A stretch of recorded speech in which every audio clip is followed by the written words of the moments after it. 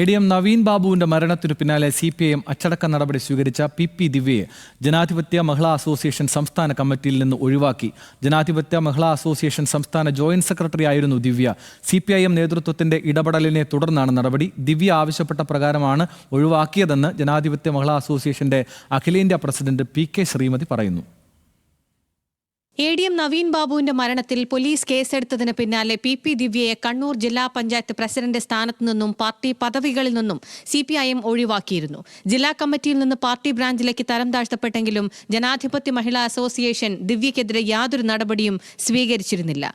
സംസ്ഥാന joint secretary സ്ഥാനത്ത് തുടരുകയും ചെയ്തു. തിരുവനന്തപുരത്ത് ചേർന്ന മഹിളാ അസോസിയേഷൻ സംസ്ഥാന സമ്മേളനത്തിലാണ് ദിവ്യയെ സംസ്ഥാന കമ്മിറ്റിയിൽ നിന്ന് തന്നെ ഒഴിവാക്കിയത്.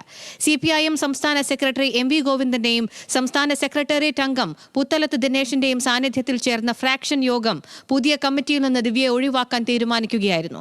മറ്റു ചില പരാതികൾ കൂടി ദിവ്യക്കെതിരെ സംസ്ഥാന നേതൃത്വത്തിന് ലഭിച്ചതിന്റെ അടിസ്ഥാനത്തിലാണ് നടപടിയെന്നാണ് വിവരം.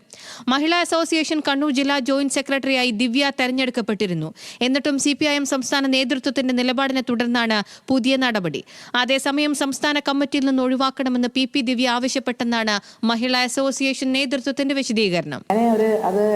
അവള് തന്നെ സംസാരിക്കുമ്പോൾ അങ്ങനെ പറഞ്ഞു, എനിക്ക് കുറേയേറെ ഇതെല്ലാമായിട്ട് ബന്ധപ്പെട്ടതുകൊണ്ട് ഞാൻ കുറച്ച് കഴിഞ്ഞ് വേണം നിനക്ക് വരാൻ, എന്നെ ഒഴിവാക്കണം എന്നുള്ള ആഗ്രഹം അവൾ പ്രകടിപ്പിച്ചു.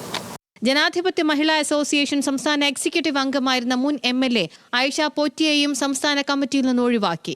കഴിഞ്ഞ ദിവസം കോൺഗ്രസിൽ ചേർന്ന ആയിഷ പോറ്റി മഹിളാ അസോസിയേഷൻ സംസ്ഥാന സമ്മേളനത്തിലും പങ്കെടുത്തിരുന്നില്ല. ജനാധിപത്യ മഹിളാ അസോസിയേഷൻ സംസ്ഥാന സെക്രട്ടറി ആയി CS സുജാതയെ വീണ്ടും തെരഞ്ഞെടുത്തു. KS സലീഖയാണ് പുതിയ സംസ്ഥാന പ്രസിഡന്റ്. PE പത്മാവതിയെ സംസ്ഥാന ട്രഷററായും തെരഞ്ഞെടുത്തു. ന്യൂസ് മലയാളം, തിരുവനന്തപുരം.